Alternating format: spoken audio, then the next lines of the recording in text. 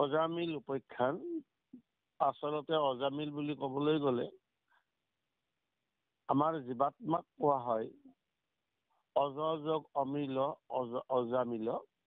অজ মানে যাৰ জন্ম মৃত্যু ৰহিত আৰু যাৰ কোনোদিনে মিল নাই। কাৰ লগত মিল নাই?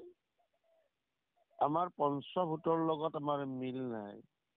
কাৰণ পঞ্চভূতৰ দ্বাৰাই শৰীৰটো যদিও গঠিত, শৰীৰ আৰু আমাৰ এই জীৱাত্মাৰ লগত কোনোদিন মিল নাই। তেল আৰু পানী যদি একেলগে থাকে তথাপিও তেল পানী যেনেদৰে পৃথক, ঠিক তেনেদৰে আমাৰ দেহতো যদিও জীৱাত্মা আছে তথাপিও তোমাৰ পৃথক হৈ থাকে।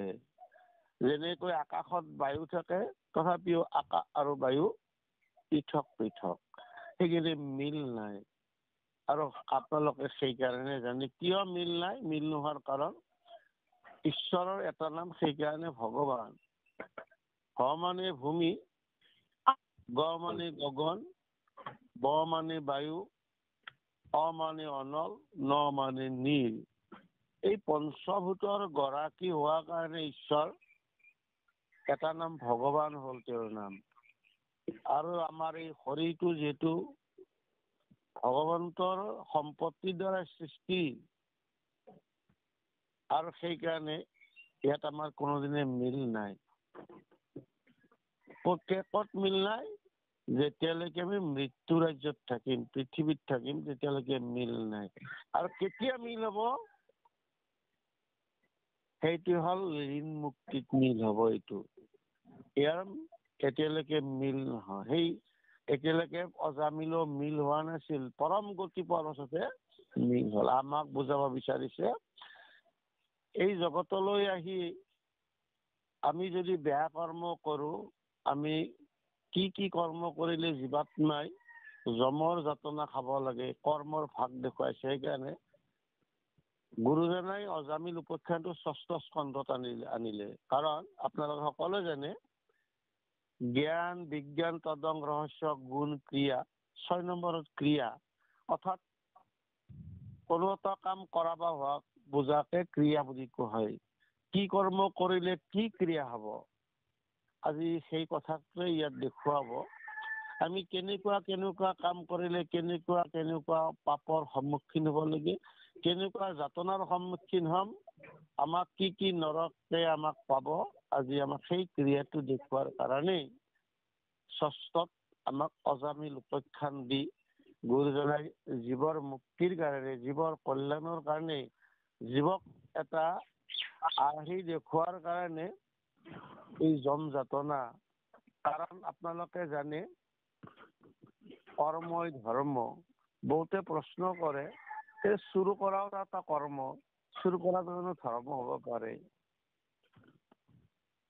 সেইকাৰণে কৰ্ম কেনেদৰে ধৰ্ম হয় আপোনালোকে জানে গীতাত সেইকাৰণে কৰ্ম যোগ দিছে। গীতাৰ যিমানবিলাক আছে যোগ, অৰ্থতা যোগ। কৰ্মই ধৰ্ম হয়, কিন্তু গীতাত কিয় কৰ্মটোক যোগ বুলি দিলে, এইটো আটাইতকৈ আচৰিত কথা। আৰু সেইকাৰণে কোৱা যায় শাস্ত্ৰ উত্তম গীতা ভাগৱত, উত্তম শাস্ত্ৰ গীতাই এই কৰ্মযোগটো কিয় দিলে, কৰ্মৰ লগত যোগটো কিয় দিলে, তাৰ এটা বাস্তৱ উদাহৰণ হ'ল দৈনন্দিন জীৱনত আজিকালি আমি সকলোৱে বাইক ব্যৱহাৰ কৰোঁ।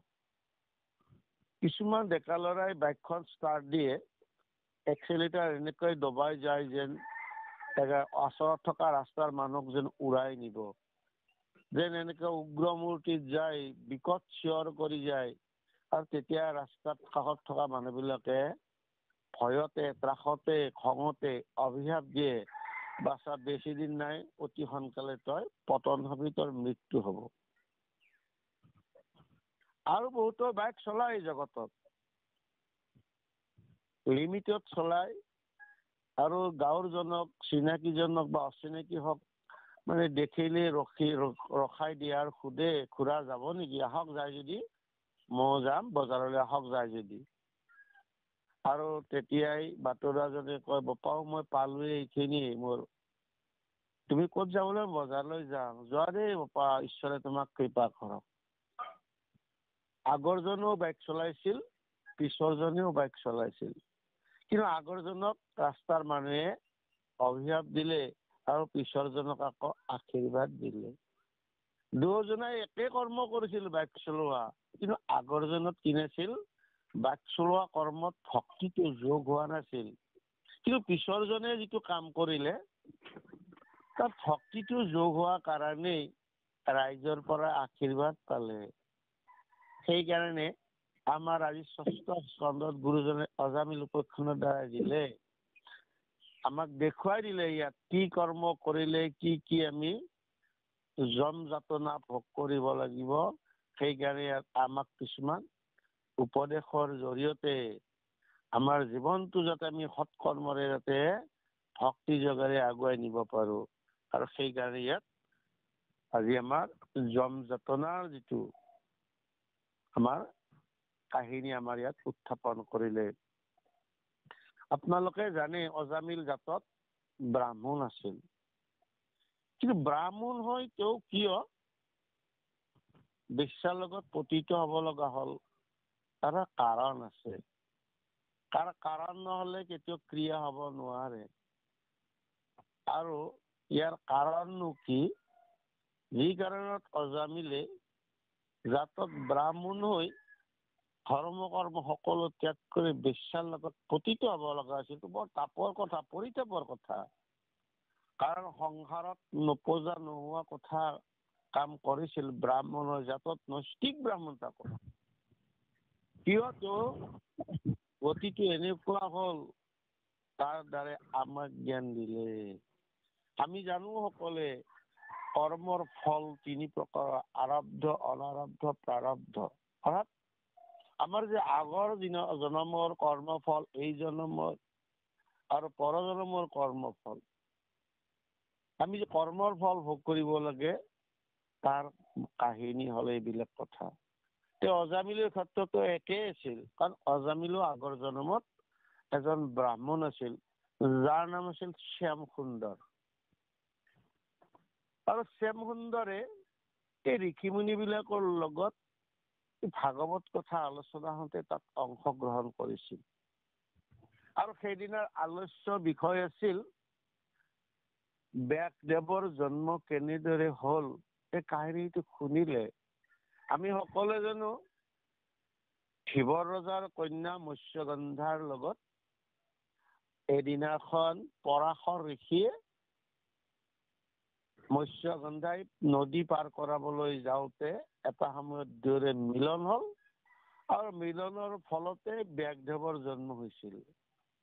আৰু শাস্ত্ৰ মতে ব্যাসক ভগৱন্তৰ অৱতাৰ বুলি কোৱা হয়। আৰু এই কথাটোতে শ্যাম সুন্দৰ ব্ৰাহ্মণে মনতে বিৰূপ মন্তব্য কৰিলে। কাৰণ মৎস্যগন্ধা, তাতে আকৌ ধীবৰ ৰজাৰ কন্যা, তাতে আকৌ পৰাশৰ এজন ব্ৰাহ্মণ, আৰু ভগৱানক জন্ম দিলে। ইমান ডাঙৰ দোষ কৰিও ভগৱান কেনেদৰে হল? কাৰণ আৰু মৎস্যগন্ধাইও তেনেদৰে এটা অবৈধ সন্তান জন্ম দি আৰু পুনৰ তেওঁ আগৰ কন্যাত্ব ঘূৰাই পালে। আকৌ আপোনালোকে জানে শান্তনুৰ লগত বিয়া হ'ল। এইটো বিৰূপ মন্তব্য কৰিলে, বোলে ডাঙৰে দোষ কৰিলে কোনো কথা নাই। দোষ বিলাক আমাৰ সৰু বিলাকৰ কাৰণে দেখিছো, ডাঙৰে ইমান দোষ কৰিলে তথাপিও তেওঁলোকৰ সন্তান ভগৱান হল। এনেদৰে নানা কটু সমালোচনা কৰিলে শ্যাম সুন্দৰ ব্ৰাহ্মণে। আৰু এটা সময়ত অতিষ্ঠ হৈ ঋষি বিলাকে অভিশাপ দিলে, তাই ব্ৰাহ্মণ হৈ মানে এই কাৰ্যত, ঈশ্বৰৰ কাৰ্যত তই অৱহেলা কৰাৰ লগতে বিৰূপ মন্তব্য দি তই যি মন্তব্য দিলি, তোক যা অভিশাপ দিলো, পৰজনমতো তই ব্ৰাহ্মণ হৈয়ে তই তাতকৈও গৰহিত কামত লিপ্ত হব লাগিব। বেশ্যাৰ লগত তোৰ দথাকৈ সন্তান জিমি তই জীৱনটো কুলহিত হব লাগিব। আৰু কান্দি কান্দি কান্দি শ্যাম সুন্দৰে ভাগৰি পৰিব, মই কি কৰিলো। আৰু তেতিয়াই লমক নামৰ মুনিজনে কলে, তই তৰিব পাৰিবি, যিহেতু তই এতিয়া ভুল বুজি পালি। তোৰ দশম পুত্ৰ যেতিয়া তোৰ নাৰায়ণ নাম হব, আৰু সেই নাৰায়ণ নামে তোক এদিন তৰাব, উপায়তো দিলে। আৰু যাৰ কাৰণে অজামিল জাতত ব্ৰাহ্মণ হৈও বেশ্যাৰ লগত পতিত হব লগা হৈছিল। কিহৰ কাৰণে? শাস্ত্ৰক বিৰূপ মন্তব্য দিয়াৰ কাৰণে। শাস্ত্ৰৰ তত্ত্ব নাজানি, শাস্ত্ৰত বিৰূপ মন্তব্য, ঈশ্বৰৰ পৰম মহিমা নাজানি বা ঈশ্বৰৰ মহিমা উপলব্ধি কৰিব নোৱাৰাৰ কাৰণেই আজি অজামিলৰ এই অৱস্থা। অজামিলক কোৱা নাই, আমাক কলে। আপোনালোকে জানে অকল অজামিলৰ যে এই গতি হৈছিল এনেকুৱা নহয়। আপোনালোকে জানে শিশুপালে ঈশ্বৰ কৃষ্ণক নিচিনি কিমান গালি পাৰিছিল, কিমান ভৰ্ৎসনা কৰিছিল, আৰু যাৰ কাৰণে ৰাজহুৱা যজ্ঞত তেওঁ শেষ প্ৰত্যুত্তৰ কি পালে? ভগৱন্তই তেওঁক শিৰচ্ছেদ কৰিলে। এইবিলাক কাহিনী কাৰ কাৰণে? আমাৰ কাৰণে। ঈশ্বৰক যিয়ে চিনি নাপায়, ঈশ্বৰৰ মহিমা যিয়ে বুজি নাপায়, আৰু সেইবিলাকৰ যে কি গতি হব, এই কাৰ্যটো দেখুৱাৰ কাৰণে অজামিল উপাখ্যান। সত্য যুগতে অজামিল উপাখ্যান। তথাপিও দাপৰ যুগত দেখুৱালে কাৰ জৰিয়তে? আপোনালোকে জানে শিশুপালৰ জৰিয়তে। এয়া অজামিলক কোৱা নাই, আমাক কৈছে। আমিও ঈশ্বৰৰ মহিমা জানিব লাগিব, কাৰণ যি ঈশ্বৰৰ কৃপাত আমি জীয়াই আছো। সেইকাৰণে এই জগতত আমাৰ মই মোৰ বুলিবৰ যে একোৱেই নাই, কাৰণ এই জগতখন তেওঁৰে সৃষ্টি। তেওঁৰ দ্বাৰাই, তেওঁৰ সৃষ্টিৰ পঞ্চভূতৰ দ্বাৰা আমাৰ শৰীৰটো সৃষ্টি হল। তেওঁৰ কৃপাত এই গোটেই ব্ৰহ্মাণ্ড সৃষ্টি হল। এই জগতত মই মোৰ বুলিবৰ একোৱেই নাই। তথাপিও আমি উপলব্ধি নকৰো, কাৰণ জন্ম দিলে মোক বেলেগে, নাম থলে মোক বেলেগে, শিক্ষা দিলে মোক বেলেগে, বিয়া পাতিলে মই বেলেগক, আৰু মৰাৰ পাছতো মোক বেলেগেই নিব শ্মশানলৈ। তথাপিও কিয় বাৰু আমি অনুভৱ নকৰো? কিয় বাৰু নিজকে মই মোৰ বুলি ভাবো? আৰু সেই কথাবিলাককে, এই গৰ্ব অহংকাৰ বিলাক বিনাশ কৰাৰ কাৰণে কোনে কি কাম কৰিলে কি পাপ হব, আজিৰ আমাৰ মূল কথা হল এইটো। আৰু লগে লগে আমি এটা কথা আলোচনা কৰি পাঠৰ মাজলৈ যাম। আপোনালোকে ইয়াৰ পাছত পাব, অজামিল বেশ্যাত পতিত হৈও একমাত্ৰ তেওঁৰ দশম পুত্ৰ, কনিষ্ঠ পুত্ৰ নাৰায়ণৰ নাম লৈ তৰিছিল। এতিয়া কথা হল, অজামিলৰ এই নাৰায়ণ পুত্ৰ নাৰায়ণৰ নামটো কোনে বাৰু থলে, বা বাকী কেইটা পুত্ৰৰ নাম বাৰু কিয় নথলে? আমি বাৰু কিয় নাম কেইটা পোৱা নাই? নোপোৱাৰ কাৰণনো কি? আৰু অজামিলেনো কিয় তেওঁৰ কনিষ্ঠ পুত্ৰৰ নামটো তাৰ জৰিয়তে, তাৰ কৃপাত এই নামটো থবলৈ সক্ষম হল? আমি সেই কথাখিনি আলোচনা কৰি পাঠৰ মাজলৈ যাম। আপোনালোকে জানে অজামিলে এদিন বেশ্যাত পতিত হৈ, অৰ্থাৎ নিজৰ কৰ্ম ত্যাগ কৰি বেশ্যাত পতিত হোৱাৰ কাৰণে অজামিলৰ কি দোষ হৈছিল, এই কথা আপোনালোকে জানে। সেইকাৰণে আমি কেতিয়াও নিজৰ কৰ্ম, মানুহে মানুহৰ কৰ্ম, প্ৰকৃতিৰ কৰ্ম কেতিয়াও এৰিব নালাগে। কথাতে কয়, স্থান এৰালে মান হেৰায়।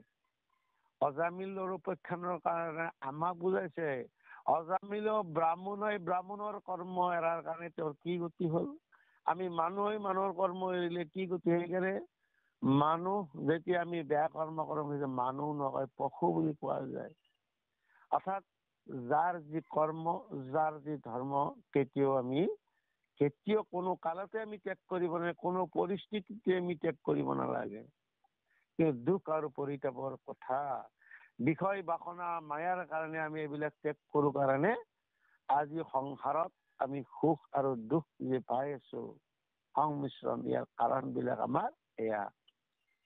কাৰণ সম্পূৰ্ণৰূপে আমি এতিয়াও বেছিভাগেই এইবিলাক এৰিব নোৱাৰাৰ কাৰণে আমাৰ সুখো হৈছে, দুখো হৈ আছে।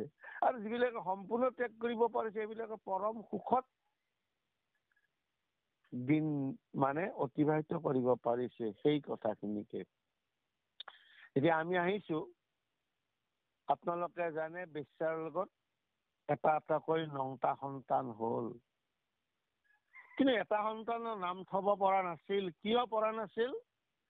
তাৰ কথাটো হ'ল, অজামিল যেতিয়া বেশ্যাৰ লগত আমাৰ সম্বন্ধ হৈ গ'ল, সমাজে তেওঁক এঘৰীয়া কৰিলে, জুই পানী আলাক কৰিলে, আৰু এনেকুৱা এটা পৰিৱেশ কৰি দিলে য'ত নেকি অজামিল যদি ৰাস্তাত যায়, সেই ৰাস্তাৰে বেলেগ মানুহ নাযায়।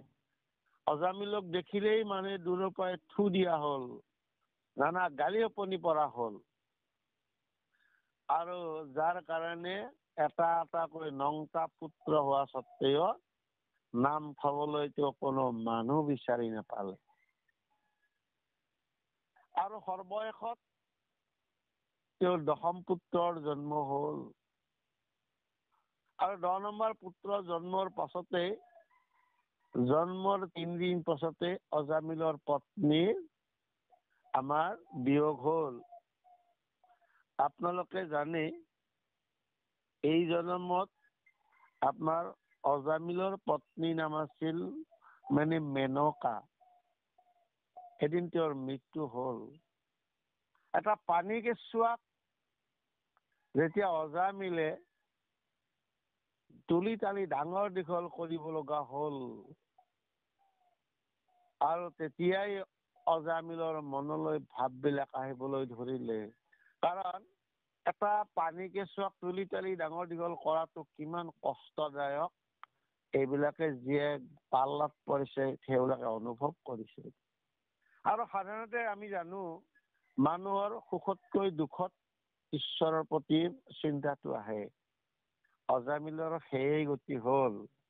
যেতিয়া এই পানী কেঁচুৱাটোক তুলি তালি ডাঙৰ দীঘল কৰিব লগা হ'ল, তো দুখ হ'ল, চিন্তা কৰিলে, হৰি হৰি মই জাতত ব্ৰাহ্মণ হৈ বেশ্যাৰ লগত পতিত হোৱাৰ কাৰণে আজি মোৰ কি গতি হ'ল, মোৰ পত্নীৰ কি গতি হ'ল, আৰু সন্তানৰ কি গতি, আৰু মোক সমাজে এঘৰীয়া কৰিলে। এটা এটাকৈ 10টা সন্তান জন্ম দিলে, কিন্তু মোৰ পত্নীয়ে এটা সন্তানৰ নাম নুশুনাকৈয়ে সিপুৰি পালে। কিমান দুৰ্ভগীয়া, সন্তানৰ নাম নুশুনাকৈ মানে মৃত্যু হোৱা কিমান দুখৰ কথা। আৰু এদিনতো ময়ো মৰিম, কিন্তু হে প্ৰভু, নাজানি যি কাম কৰিলো, তুমি মোক কৃপা কৰা প্ৰভু, এই বুলি সদায় সদায় অজামিলে ভগৱানক কাতৰ ভাৱে অন্ত কণেৰে, হৃদয় কণেৰে ভগৱানক আৰাধনা কৰিলে। আৰু এনেদৰে 1.5 বছৰ অতিক্ৰম হ'ল, তথাপিও অজামিলে যেন পৰিত্ৰাণ পোৱা নাই। অজামিলে ভাবিলে, ধৈৰ্য্যৰ এটা সীমা থাকে। অজামিলে ভাবিলে, হয়তো মই আৰু কেইদিন থাকি মইতো মৰি যাম, মই যদি মোৰ সন্তানৰ নাম থব নোৱাৰো, বৰ ডাঙৰ কথা হ'ব। লগে লগে সন্ধিয়া প্ৰতিজ্ঞা কাঢ়িলে, যি হ'ল হ'ল, কালি ৰাতিপুৱাই মই যাকে দেখো ৰাস্তাত, তাৰ দ্বাৰাই মই সন্তানৰ নাম মই থম, প্ৰতিজ্ঞা কৰিলে। প্ৰতিজ্ঞাকাৰী অজামিলে মনে মনে চিন্তা কৰিলে, হৰি হৰি মই ডাঙৰ বিপদত পৰিলো প্ৰতিজ্ঞাকাৰী।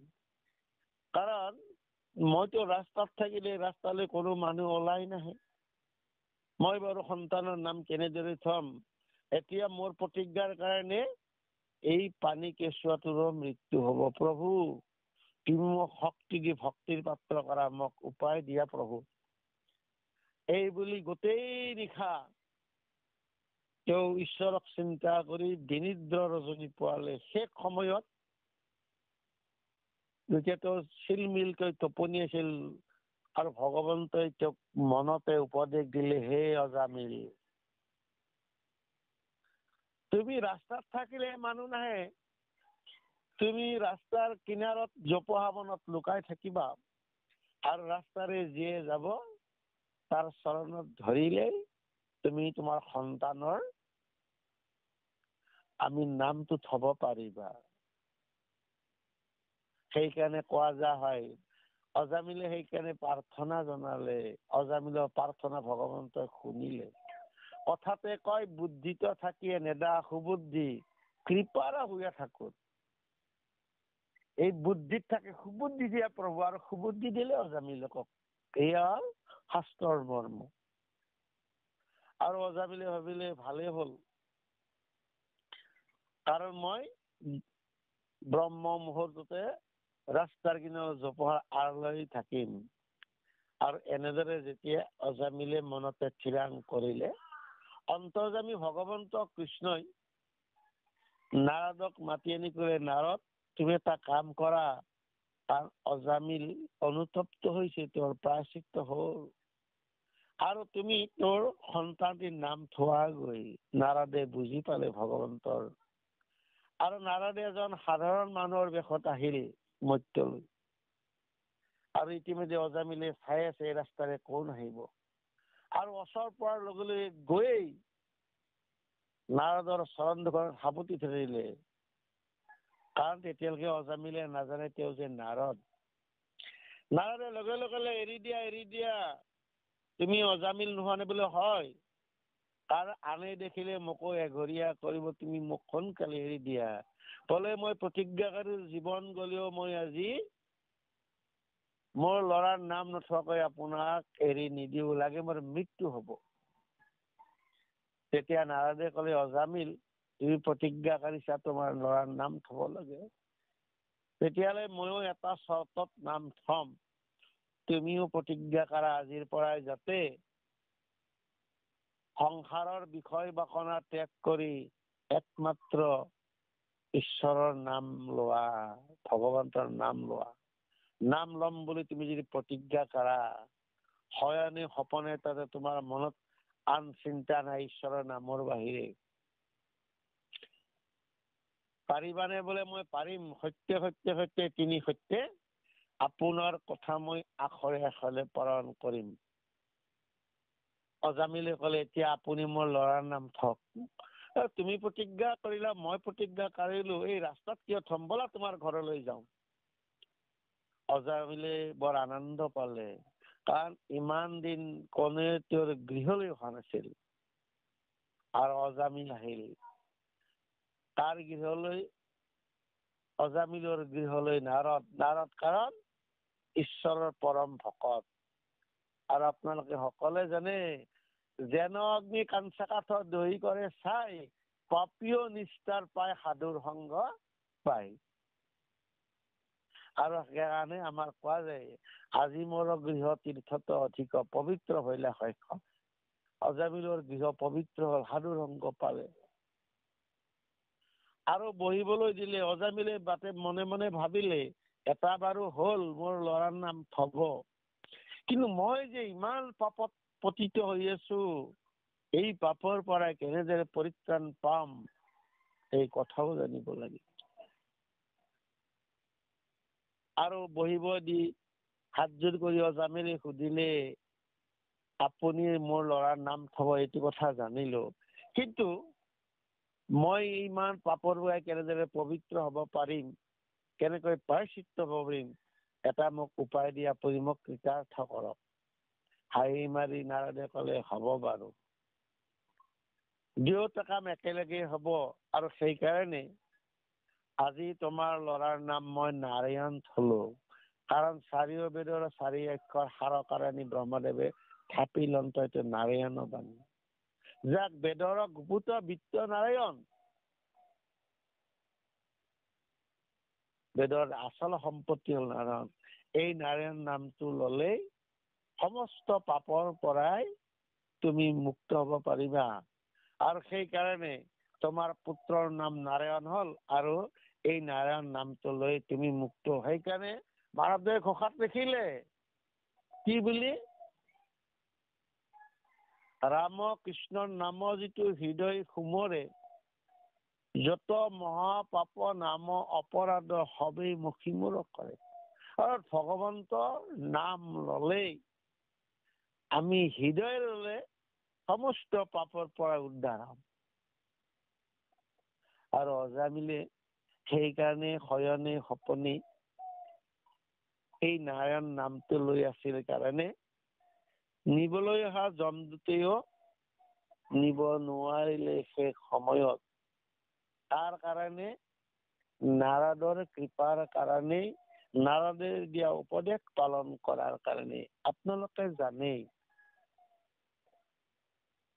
এবাৰে লগ পালে নাৰদক, আৰু লগ পাই বেয়া বিষয় বাসনা ত্যাগ কৰি মূল সুঁতিলৈ অহা কাৰণে অজামিলেও পৰিত্ৰাণ পালে।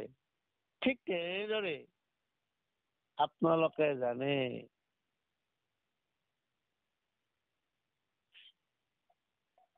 কুজি মন্থনৰ কথা। কাৰণ কুজি মন্থৰা কংসৰ চন্দন দিয়া এগৰাকী নাৰী আছিল।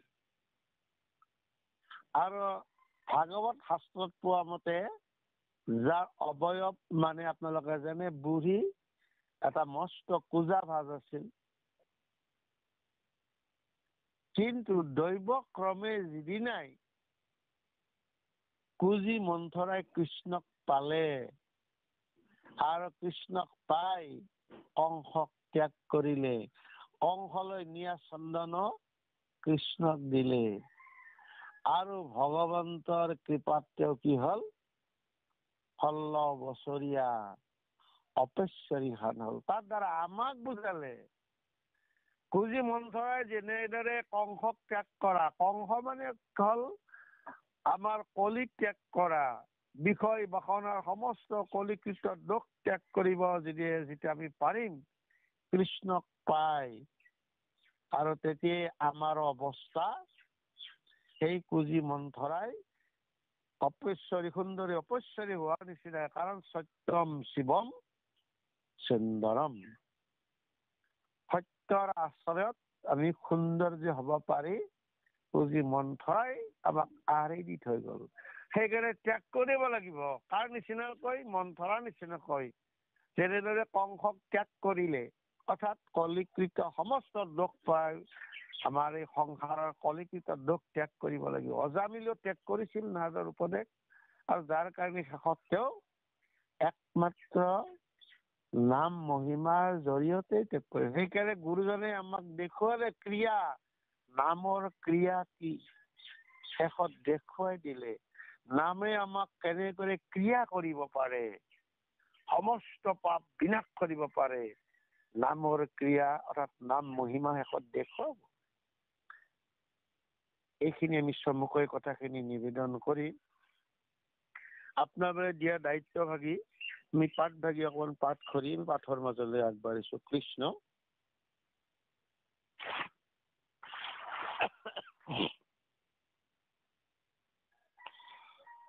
কৃষ্ণ। হে ৰাম, অ গৃহ দাস কৰৈ যিটো বিষদি আমাৰে, লৰে গ্ৰাম দেশ যিটো দুষ্ট দুৰাচাৰী,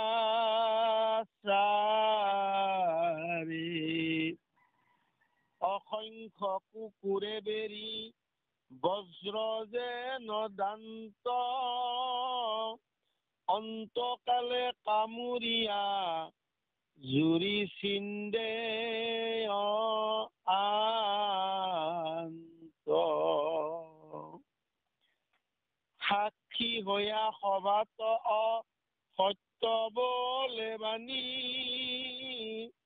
ক্ৰয় বিক্ৰয়ত মিছা মাতে যিটো প্ৰাণী, সতে কজ জনয়ুপ ৰতনে ধৰি, শিলাত পেলাৱে দুটে হেথ মুণ্ড কৰি,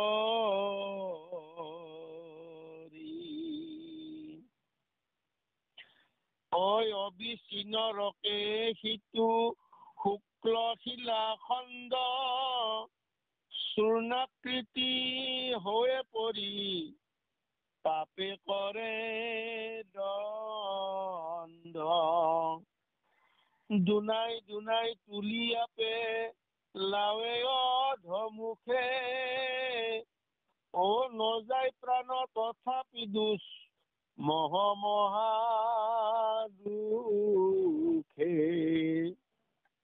কেনেকুৱা কৰ্ম কৰিলে কি আমি যম যাতনা পাব লাগে বা নৰক যাতনা পাব লাগে, আজি সেই কথাখিনিকে ইয়াত নিবেদন কৰিছে। গৃহদাহ কৰে যিটো বিষধি আমাৰ, অৰ্থাৎ যিবিলাকে গৃহত জুই লগাই মানুহৰ মনত কষ্ট দিয়ে, আঘাত দিয়ে, তাৰ উদাহৰণ পঞ্চপাণ্ডৱ। কাৰণ দুৰ্যোধনতে যৌতুক গৃহ সাজি পাণ্ডৱসকলক পুৰি মাৰিব বিচাৰিছিল, আৰু যাৰ কাৰণে তেওঁলোকৰ বংশ বিনাশ হৈ গল। ইয়াতকে আৰু নৰক যন্ত্ৰণা কিবা থাকিল নে বা? কম যাতনা খাই খাই মৰিছিল নে কৌৰৱসকল? কিহৰ কাৰণে মৰিলে? ছটা আততায়ী পাপৰ কাৰণে। আৰু বিষ দিয়া মাৰে। আপোনালোকে জানে তেওঁলোকে বিষো দিছিল। কাক? ভীমক বিষ খুৱাই মাৰিব বিচাৰিছিল। যেনিবা ঈশ্বৰৰ ইচ্ছাত তেওঁলোকে পাতাললৈ গৈ নাগৰজাৰ কৃপাত ভীমে কি কৰিলে? কৃপাৰ পাত্ৰ হল। যত নেকি মানে 1000 হাতীৰ বল যাৰ গাত পাবলৈ সক্ষম হৈছে। কথাতে কয় গৌৰ মাৰি গংগাত পেলোৱা। এইবিলাক দোষ কৌৰৱৰ আছিল কাৰণেই তেওঁলোকৰ বংশ বিনাশ। আমাক বুজাইছে এইবিলাক কাহিনী, যে আমি যদি তেনেকুৱা কৰ্মবিলাক কৰো, অকল দুৰ্যোধন দুঃশাসনৰে যে এই গতি হৈছে নহয়, আমাৰো। গৃহ মানে ঘৰত জুই লগোৱাটো এতিয়া গৃহ নহয়। কাৰোবাৰ সংসাৰত যদি জুই লগাই দিছো, কাৰোবাৰ সংসাৰত যদি বিষ দিয়া কথা কৈছো, অকল আমাৰ দায়ক্ৰমে যে বিষ সেইটো নহয়। বিষটো বহুত প্ৰকাৰ আছে। বাক্যৰ দ্বাৰা বিষ দিয়া কম নহয়। আপোনালোকে জানে কম বিষ বাক্য কোৱা নাছিল। যি বিষ বাক্য পায় সুৰুচিৰ কু বাক্য, বিষ দিয়া বাক্য শুনি ধ্ৰুৱৰ অন্তৰত কিমান দুখ লাগিছিল। অকল যে জুই লগাই দিয়াটো, ঘৰত জুই লগাটোতে বুজোৱা নাই। আমি যদি গৃহ সংসাৰত জুই লগাই দিছো, তেতিয়াও আমি এই নৰক যন্ত্ৰণা যে খাব লাগিব। আৰু ইয়াত সেইকাৰণে ক'লে সেইবিলাকক তেনেকুৱা লগবিলাকক জমপুৰীলৈ নি মানে অসংখ্য কুকুৰে বজ্ৰসম দাঁতেৰে তেওঁলোকক চিৰা চিৰিকজি কৰিব, এইবিলাক দেখুৱালে। আৰু কি কলে? সাক্ষী হোৱা সভাত অসত্য বলৈ আনি, যিবিলাকে সভাত অসত্য কথা কয়, মিছা কথা কয়। আপোনালোকে জানে ধৰ্মৰাজ যুধিষ্ঠিৰো এদিন মিছাৰ সাক্ষী হৈছিল। মিছাৰ সাক্ষী, কাৰণ জানিছিল। কাৰণ আপোনালোকে জানে যুধিষ্ঠিৰে কোনোদিনে মিছা নামাতে। আৰু এই কথাও জানে দ্ৰোণাচাৰ্যই জানিছিল কাৰণেই যেতিয়ালৈকে ধৰ্মৰাজ যুধিষ্ঠিৰে কথাটো মুখেৰে প্ৰকাশ কৰা নাছিল, তেতিয়ালৈকে কিন্তু দ্ৰোণাচাৰ্যও মানি লোৱা নাছিল। কিন্তু যেতিয়াই ধৰ্মৰাজ যুধিষ্ঠিৰে কলে অশ্বত্থামা হত, শেষৰ খিনি যেনিবা নুশুনিলে কৌশলগত ভাৱে, কিন্তু ইতিগজ। আৰু যাৰ কাৰণে আপোনালোকে জানে যুধিষ্ঠিৰেও নৰক যন্ত্ৰণা খাব লগা হৈছিল। এই কথাও আপোনালোকে জানে। মিছা কথা কোৱা যায়। আৰু আপোনালোকে জানে মিছা কথা কৈয়ে গান্ধাৰীক বিয়া দিয়াৰ কাৰণেই এই কথা যেতিয়া পিছত গম পাইছিল আমাৰ, আৰু সেইকাৰণে পিতামহ ভীষ্মই তেওঁলোকক 100 জনক দুৰ্যোধনৰ জৰিয়তে গৃহবন্দী কৰি তিল তিলকৈ মাৰিছিল। যেনিবা তাৰে এজন বাচি গৈছিল, সেইজনে হল শকুনি। সেইকাৰণে মিছা সাক্ষী, আপোনালোকে জানে মিছা সাক্ষী দিয়াৰ কাৰণে এজন ভকতৰ কি বিলাই হৈছিল? সেইজনে হ'ল ছজন ভকতৰ এজন ভকত জাম্বুবন্ত। কাৰণ জাম্বুবন্তৰ মন্ত্ৰী অৰ্থাৎ ঋক্ষৰাজৰ কি কৰিছিল? মিছা সাক্ষী দি মন্ত্ৰীয়ে ৰাজদ্ৰোহত পেলাইছিল জাম্বুবন্তক। আৰু যাৰ কাৰণে জাম্বুবন্তক ৰাজ্যৰ পৰা বাহিৰ কৰি দিছিল। আৰু তেতিয়াই আহি তেওঁ সুগ্ৰীৱৰ লগত হনুমন্তৰ লগত লগ লাগি ঋষ্যম পৰ্বতত থাকিব লগা হৈছিল। এইকাৰণে মিছা সাক্ষী দিয়াৰ কাৰণে জাম্বুবন্তৰ নিচিনা পৰম ভকতেও য'ত নেকি ৰাজ্যৰ পৰাই বহিষ্কৃত হব লগা হৈছিল। কিন্তু শেষত যেনিবা হনুমন্তৰ কৃপাত যি কলংক পালে জাম্বুবন্তে সেই কলংক হনুমানে ঘূৰাই আনিলে। এইবিলাক বিষ্ণু পুৰাণৰ দীঘলীয়া কথা। সেইকাৰণে ইয়াত ক'লে মিছা সাক্ষী দি যদি কোনোবাই তেনেকুৱা কাম কৰে, সেইবিলাকক এটা সময়ত যমদূতে কি কৰিব? ওপৰৰ পৰা তললৈকে অধমুখে শিলত পেলাই মানে দেহবিলাক চূণাকৃতি কৰিব। কিমান ওপৰৰ পৰা যদি এজনক শিলত পেলাই দিয়ে, তেওঁৰ অৱস্থাটো কি হৈ যাব? নে বেল তলত পৰিলে যেনেদৰে চূণাকৃত হৈ যায়, ঠিক তেনেকুৱা অৱস্থা। সেই কথাটো আমাক মাত্ৰ বুজাইছে। এয়া নৰক যন্ত্ৰণা।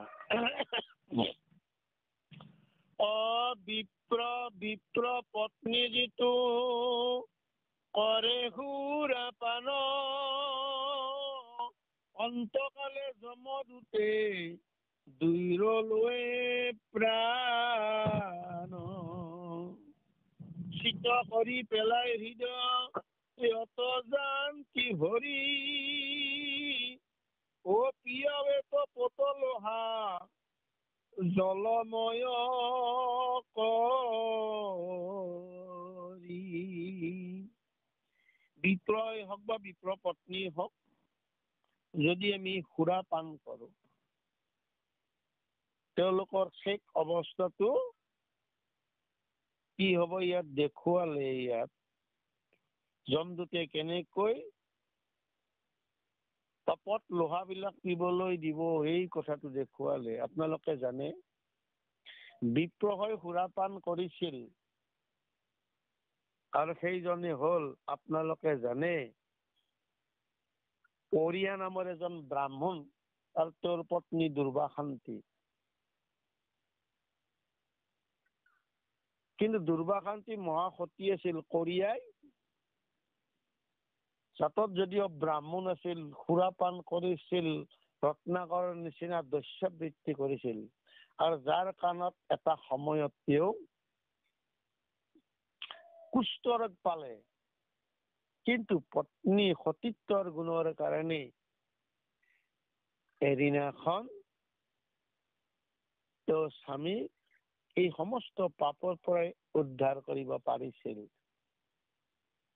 কুষ্ঠৰ হৈ গৈছিল কৰিয়াৰ কিহৰ কাৰণে? কাৰণ বিপ্ৰ হৈ সুৰাপান কৰা দ্বাৰা আমাক দেখালে। মই অলপ কথাখিনি নিবেদন কৰিছো। যাৰ যি কৰ্ম, যাৰ যি ধৰ্ম, কেতিয়াও ত্যাগ নকৰে। যেনেদৰে এতিয়া প্ৰকৃতিৰ গছৰ পুলি এটা জন্ম হোৱাৰ দুপাত দিয়াৰ পৰাই অক্সিজেন দিবলৈ আৰম্ভ কৰে। ডাঙৰ হোৱাৰ পাছত তাৰ এটা ডাল কাটি অনাৰ পাছতো কিন্তু অক্সিজেন দিবলৈ ত্যাগ নকৰে। কিন্তু আমি মানুহ বিলাকক যদি আমি কাৰোবাক একাষাৰ টানকৈ কৈ দিওঁ, আপোনাৰ বিৰুদ্ধে আৰু লাগি যাব, সেইদিনাৰ পৰাই আপোনাৰ পিছত লাগি গল, কেনেদৰে আপোনাক বিপদত পেলাব পাৰে। কিন্তু প্ৰকৃতিৰ ধৰ্ম কোনোদিনে ত্যাগ নকৰে। ত্যাগ কৰো কোনে? আমি। আৰু যাৰ কাৰণে আজি ইয়াত দেখুৱাইছে আমাৰ কৰ্মই আমাৰ বিপদৰ, আমাৰ পাপৰ মূল কাৰণ। সেইকাৰণে যেনে কৰ্ম তেনে যে ফল পাব লগা হয়, এইটো দেখুৱাইছে। সেইকাৰণে যিকোনো পৰিৱেশতো আমি আমাৰ ধৰ্ম ত্যাগ কৰি, উদাহৰণ অজামিল কি উদাহৰণ প্ৰহ্লাদ, য'ত নেকি দৈত্যকুলত জন্মগ্ৰহণ কৰাৰ পিছতো যিটো আমাৰ মানুহৰ ধৰ্ম সেইটো ত্যাগ কৰা নাছিল। হৰি নাৰাখিলে যে আমাক কোনে ৰাখিব নোৱাৰে, প্ৰহ্লাদে সেইটো আমাক দেখুৱাই দিলে। ৰাখে হৰি মাৰে কোন। আৰু যাৰ কাৰণে ভগৱন্তই নৰসিংহ অৱতাৰ ধাৰণ কৰি দিলে, এইটো দেখুৱাইলে। আমি যদি আমাৰ ধৰ্ম স্থিত হৈ থাকিব পাৰো প্ৰহ্লাদৰ নিচিনাকৈ, তেনেহলে আমিও প্ৰহ্লাদৰ নিচিনাকৈ সাক্ষাৎ ভগৱন্তক লগ কৰিব পাৰিম। এইটোৱে আমাক দেখুৱাই দিলে। কাহিনী কাৰ কাৰণে? আমাৰ কাৰণেহে বাপৰে সমস্ত। সেইকাৰণে ইয়াত কলে ৰাম জন্ম কৰ্ম বিদ্যা তপে বাৰে অহংকাৰ, ও বলে মত কৰি কোন বৰ আছে আৰ, ও সেই পাপে খাৰ কৰ্দ মত পৰয়াতি, ও ধৰি জম দুটে হেথ মুন্দে কৰৈ শান্তি। জন্ম কৰ্ম আমি এতিয়াও বহুতে মই অমুক জাতিৰ, তেওঁ তমুক জাতিৰ, এইবিলাক আমি ভাৱ এৰিব পৰা নাই। কিন্তু মাধৱদেৱে আমাক সেইকাৰণে কলে, নহও জানা আমি চাৰি জাতি চাৰি আশ্ৰমী নহমাতি, নহও ধৰ্মশীল দানব্ৰত তীৰ্থগামী, কিন্তু পূৰ্ণানন্দ সমুদৰ গোপী ভৰতা পদ কমলৰ দাসৰ দাস প্ৰাণৰ দাস হল। দ্ৰোণাচাৰ্যৰ নিচিনা এজন পৰম বীৰ, পৰম গুৰু সেই সময়ৰ দ্বাপৰ যুগৰ শ্ৰেষ্ঠ গুৰু, কিয় এই দুৰ্গতি হৈছিল? কাৰণ অতি আগ্ৰহেৰে আপোনালোকে জানে একালব্যই তেওঁৰ ওচৰত শিক্ষা লাভ কৰিবলৈ গৈছিল, কিন্তু জাত পাতত নিজ বুলি ঘৃণা কৰিছিল, অকুলীন বুলি একালব্যক শিক্ষা নিদিলে। আৰু যাৰ কাৰণে কুৰুক্ষেত্ৰ যুদ্ধত তেওঁৰ কি হল? তেওঁৰ পুত্ৰৰ কি বিলাই হল, তেওঁৰ কি বিলাই হল, এইটো দেখুৱাইছে। কাৰণ আমি কেতিয়াও মই অমুক জাতিত সি অমুক জাতিৰ বুলি ভাবিব নালাগে। কিয় নালাগে? আমি জীয়াই থাকোতে জনে যিমান লাইফ ষ্টাইলত ঘূৰি নুফুৰো কিয়, মৃত্যুৰ পাছত শেষ যাত্ৰা কিন্তু আমাৰ এই বাঁহৰ চাঙিখনে। এই কথা আমি কিয় উপলব্ধি নকৰো? মই যি উপাধিয়ে নিলিখো কিয়, মানুহৰ শেষ উপাধি আমাৰ তিনিটাই, 20টা পলো চাই, কিয় বাৰু অনুভৱ নকৰো? আৰু সেইকাৰণে আমাক গুৰুজনাই উপদেশ দিলে, যত জীৱ জংগম কীট পতংগম অগ নগ জগত এৰিকায়া। আৰু আমাক কি বুলি উপদেশ দিলে? সমস্ত ভূততে আছো মই হৰি, সবাক মানিবা বিষ্ণু বুদ্ধি কৰি। সেইকাৰণে মই অমুক জাতিৰ, তুমি তমুক জাতিৰ, এই ভাৱ আমাৰ ৰাখিব। ৰাখিলেই আমাক কি কেনেদৰে জম যাতনা দিব এইটো দেখুৱালে। আৰু কি বুলি কলে ইয়াত? বিদ্যা তাপে বাঢ়ি অহংকাৰ, বিদ্যাৰ তাপত যিবিলাকে অহংকাৰ হয় তেওঁলোকৰ গতিবিলাক এই এনেকৈ পাপী বিলাকক জমদূতে তলমুৱা কৰি কৰ্দমত কেনেদৰে মূৰটো সুমাই দিয়ে, এই কথাখিনি দেখুৱালে।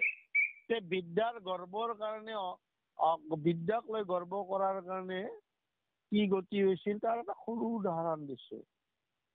আপোনালোকে জানে শংখচূড়ৰ কথা, কাৰণ কেলি গোপালত আপোনালোকে জানে শংখচূড়। কাৰণ শংখচূড় আগৰ জন্মত এজন গন্ধৰ্ব আছিল, যাৰ নাম আছিল শূৰসেন। কাৰণ তেওঁ ইন্দ্ৰৰ সভাত এজন প্ৰধান গায়ক আছিল আৰু তেওঁৰ সুৰত মুগ্ধ হৈ ইন্দ্ৰই তেওঁক এটা শ্ৰীমন্ত মণি প্ৰদান কৰিছিল। আৰু শ্ৰীমন্ত মণি পাই তেওঁৰ গৰ্বত অহংকাৰত ঠাই নোহোৱা হল। যত নেকি দেৱৰ্ষি নাৰদকো তেওঁ অপমান কৰিবলৈ ধৰিলে শ্ৰীমন্ত মণিৰ পাই তেওঁৰ বিদ্যা গন্ধৰ্ব বিদ্যাত তেওঁ মানে ইমান অহংকাৰী হল, নাৰদকো তেওঁ অপমান কৰিবলৈ ধৰিলে। নাৰদৰ গানতো তেওঁ তাচ্ছিল্য কৰে। আৰু তেতিয়াই নাৰদে অভিশাপ দিলে, হেৰা গন্ধৰ্ব, তই বিদ্যাক লৈ যি অহংকাৰ কৰি যা, তোক অভিশাপ দিলো, ৰাক্ষস কুলত জন্মগ্ৰহণ কৰগৈ। আৰু তেতিয়াই নিজৰ ভুল বুজি পাই কান্দি কান্দি নাৰদৰ চৰণত পৰিলে। আৰু তেতিয়াই নাৰদে কলে, বাৰু তই যে অনুতপ্ত কৰিলি আৰু কৃষ্ণৰ জন্মত তই কৃষ্ণৰ হাতত মৃত্যু হলে তই আকৌ আগৰ জন্ম লাভ কৰিব পাৰিবি। এয়া বিদ্যাক লৈ গৰ্ব কৰাৰ কাৰণে, শ্ৰীমন্ত মণি পোৱাৰ কাৰণে এয়া শংকৰচূড়ৰ কি বিলাই হৈছিল আপোনালোকে জানে। এইটো কৈছে, সেইকাৰণে কৈছে যে বিদ্যাক লৈ অহংকাৰ কৰাৰ কোনো প্ৰয়োজন নাই। তাৰমানে সেই অহংকাৰ, সেইকাৰণে যে আমি এইবিলাক লৈ যে অহংকাৰ কৰিব নালাগে, এই কথাটো আপোনালোকে সকলোৱে জনা কথা। কাৰণ আমি অহংকাৰী হব নালাগে। এই অহংকাৰ বিলাক বিনাশ কৰাৰ কাৰণে, মিছা অহংকাৰ বিনাশ কৰাৰ কাৰণে ভগৱন্তৰ এটা অৱতাৰ হল চাৰি সিদ্ধ।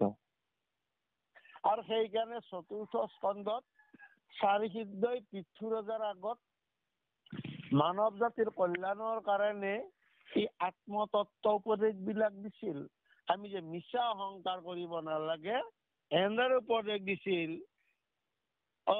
যেন বিজু বাংশ বনে, অন্যে অন্যে ঘৰিখনে, উঠে তাত অগনি প্ৰচণ্ড, পাছে সিটো মহাবনী, লাগে সবে বনচানী, দহিয়া কৰৈ ৰণ্ড ভণ্ড।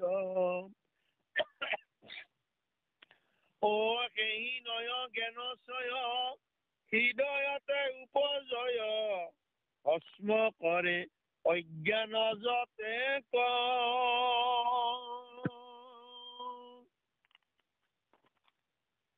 ঘোষয় দুষ্টয় অহংকাৰ, সংসাৰৰ অনিৰ্বাৰ, হৈ সুখ দুখ ব্যতিৰে ক।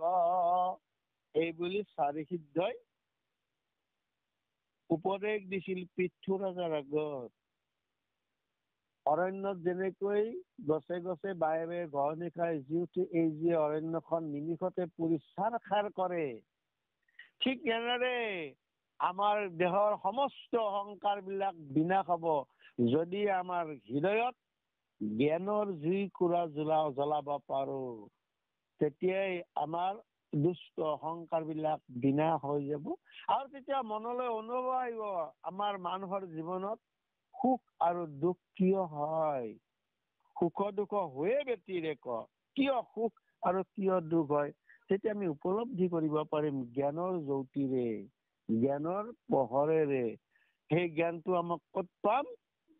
প্ৰথমে গুৰুক কৰো নমস্কাৰ, শিৰ দিয়া চৰণত, যাৰ উপদেশে জ্ঞানক প্ৰকাশে গুচাই বিদ্যা জগত।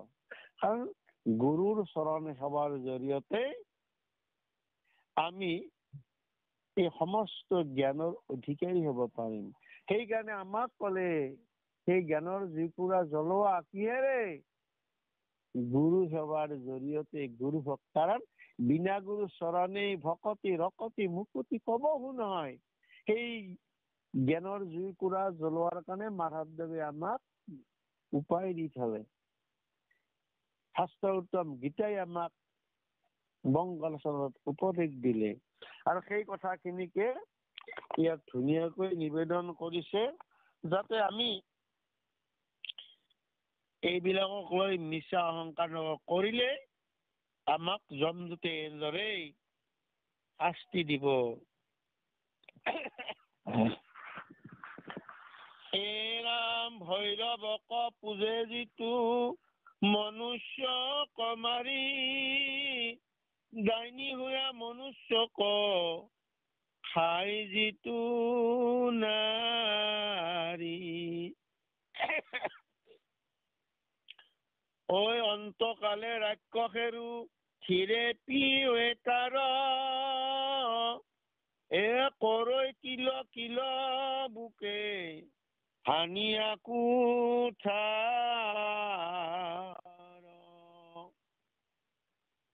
গুৰুজনাৰ দিনলৈকে আপোনালোকে জানে যেনে ভৈৰৱ পূজাক আছিল, যত নেকি শদিয়াৰ কেঁচাই খাইটিত নৰবলি দিয়াৰ প্ৰথাও যত নেকি আছিল। আৰু এই সমস্ত বিলাক মানুহৰ মাজৰ পৰা দূৰ কৰাৰ কাৰণে ভগৱন্তই শংকৰ গুৰু ৰূপে আহি আমাক এই পৰম নাম ধৰ্ম দিলে। কাৰণ এইবিলাক যাতে আমি এৰিব পাৰো, এইবিলাক যাতে আমাৰ মনৰ পৰা নাশ হৈ যায়।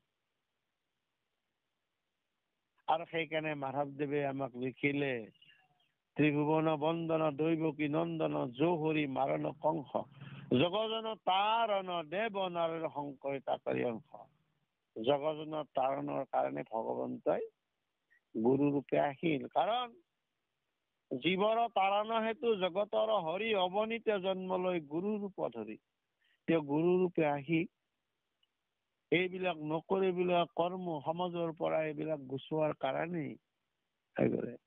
আৰু এইবিলাক কৰিলে কি আমাৰ শেষ কালত কি হয় দেখুৱালে, যত নেকি শেষ কালত ৰাক্ষস হৈ ৰুধিৰ পান কৰিব লাগিব। যদি আমি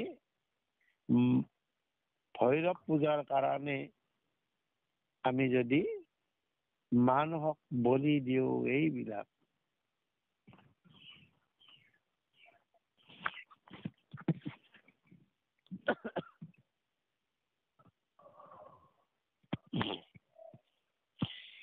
এৰাম বৃক্ষ তব হয় পক্ষী মাৰৈ বিন্দি কলে, ও তাক যম দুটে ধৰি বসাৱে ত্ৰিশূলে, ক্ষুধায়ে তৃষ্ণায়ে আতি তাৰ প্ৰাণ যাই, ও বজ্ৰতুণ্ড বকে কাকে তাৰ মাংস খাই। বৃক্ষত পৰি থকা পক্ষী বিলাকক যদি আমি খোলেৰে বিন্ধি মাৰো, আৰু তাক কেনেদৰে জন্তু বিলাকে নৰক যন্ত্ৰণা দিয়ে, বজ্ৰকুণ্ড আমাৰ বক কাক মানে বগলী কাউৰী এইবিলাকে তাৰ মাংস এনেকৈ খাব। আপোনালোকে সকলোৱে জানে ধৃতৰাষ্ট্ৰ কিয় জন্মতে অন্ধ হৈছিল? কাৰণ 101 জন্মত তেওঁ তেনেদৰে মানে কপৌবিলাকক মাৰি মাৰি খাইছিল কাৰণেই অভিশাপ পাইছিল, যাৰ কাৰণে তেওঁ এই পৰজনমত কি হল অন্ধ হৈ জন্ম লব লগা হৈছিল। বাহৰ পক্ষীক তেনেদৰে হানি গুচি মৰাৰ কাৰণে। কিয়? কাৰণ যত জীৱ তত শিৱ। কাৰণ প্ৰাণী হিংসা কৰা মানে ভগৱানক হিংসা কৰা। কাৰণ হিংসা কেতিয়াও ধৰ্ম নহয়। এই অনুভৱটো আমাৰ লাগিব। যদি প্ৰাণীক হিংসা কৰো তেতিয়া আমাৰ এই গতি। কিন্তু আমি দৈনন্দিন জীৱনত কি কৰি আছো এই কথা আপোনালোকে জানে। উৰুকাৰ দিনে আমি কি কৰো সেই কথাবিলাক আমি অনুভৱ কৰিব লাগিব। অজামিল উপাখ্যানটো পঢ়িলে নহব। আমি যদি দৈনন্দিন জীৱনত তাক পালন কৰিব পাৰিছো নে পৰা নাই, এতিয়া তাতকৈ ডাঙৰ কথা চিন্তনীয়। সেইকাৰণে তাৰ ক্ৰিয়াটো আমাক কথাবিলাকে শুনি আমাৰ হৃদয়ত ক্ৰিয়া হৈছে নে হোৱা নাই?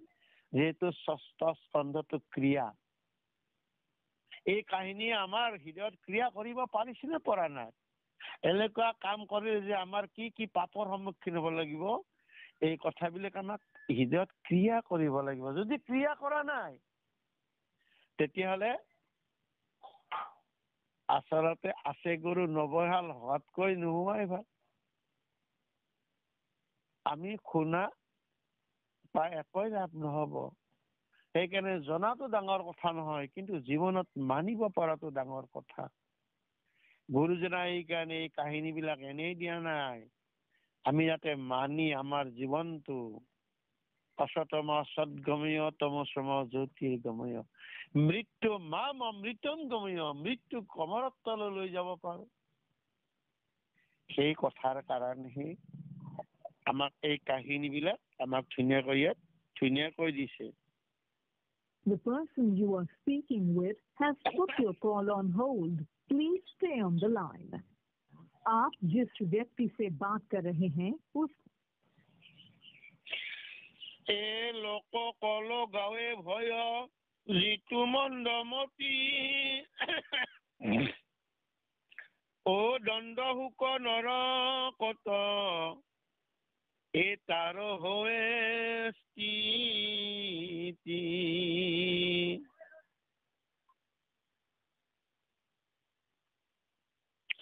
পঞ্চম মুখিয়া সৰ্পে তাক বেৰি খাই, এন্দুৰক যেনে চব আই সৰ্পে পাই।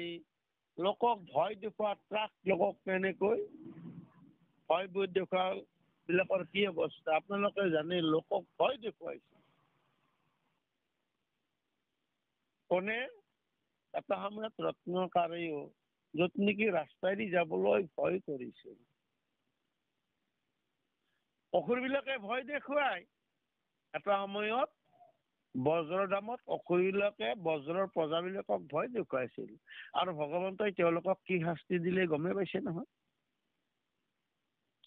সেইকাৰণে ইয়াত কলে তেওঁলোকক শেষত যেনেকৈ পঞ্চমুখী সৰ্পে তেওঁলোকক বেৰি ধৰিব, আৰু যেনেদৰে এন্দুৰে সাপবিলাকক গিলি গিলি খায়, সেইবিলাকৰ অৱস্থা। আনক ভয় দেখুওৱা লোকবিলাকে, তেওঁ সমাজত বহু মানুহ আছে, বিভিন্নজনে বিভিন্ন ধৰণৰ ভয় দেখুওৱা বিচাৰে। কি ভয় দেখুৱাই আপোনালোকে সকলোৱে জানে। সমাজত বহুতে তেনেদৰে বহু ভয় দেখুৱাই। কোনবিলাক? মানে অসহায় লোকক ভয় দেখুৱাই। কিছুমানে বেয়া কৰ্ম কৰাই ভয় দেখুৱাই। যিবিলাকে অথৈ সাগৰত পৰি থাকে, কিছুমান লোকে সেইবিলাক সুবিধা লয়, আৰু সুবিধা লৈ এই ভয় দেখুৱাই তেনেকুৱা কৰ্মবিলাক কৰে। আৰু তেনেকুৱা কৰ্ম কৰা লোকবিলাকৰ অৱস্থাটো তেনেকুৱা হৈ আছে।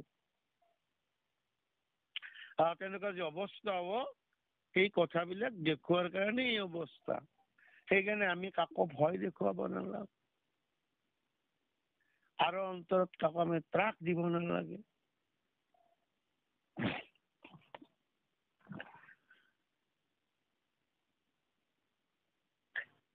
এই প্ৰাণী কণী ৰোধে যিটো গাত গব্বৰত, ও তাক যম ধুতে পতে যমৰ পুৰীত, বিষবনি ধুমৰয় নেকদেই যাক,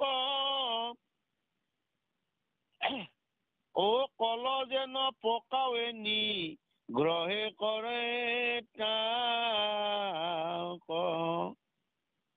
প্ৰাণীক নিৰোধ দি যিবিলাকে গাঁতত পুতি পুতি মাৰে, সেইবিলাকক আমাৰ যেনেকৈ গেছ দি কল পকাই, ঠিক তেনে তেওঁলোকৰ জমপুৰীত নি নৰক যন্ত্ৰণা তেনেকৈ তেওঁলোকক দিব। বিষ বনিৰ দ্বাৰাই তেওঁলোকক তেনেকে পকাই দিব।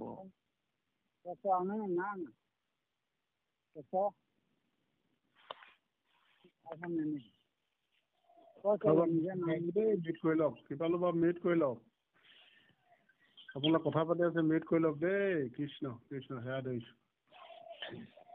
ঐ অতিথিক দেখি যিটো চকু পকাই চাৱৈ, ঠাই নাই বুলি চল কৰি ধাই, বজ্ৰদন্ত কাকে ভুঞ্জই চক্ষু কয় উঘাৰি, অংক বংক গ্ৰীভে উদ ৰৰ দৱে নাৰী।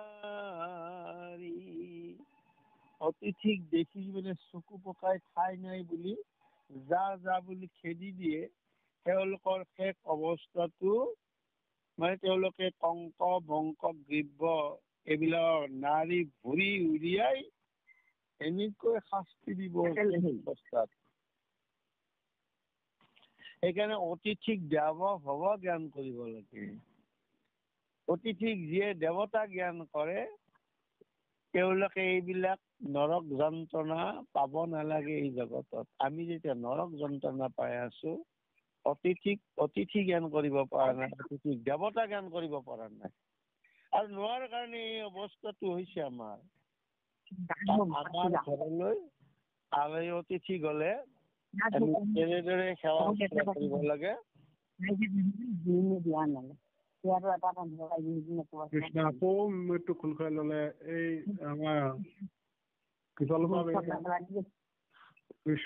কৃষ্ণ কৃষ্ণ কি কম, সদায় কৈ থকা হৈছে। মৃত্যু কৃপা কৰি বন্ধ কৰি লওক। কৃপা লোৱাই আপুনি কথা পাতি আছে, আমি শুনি আছো।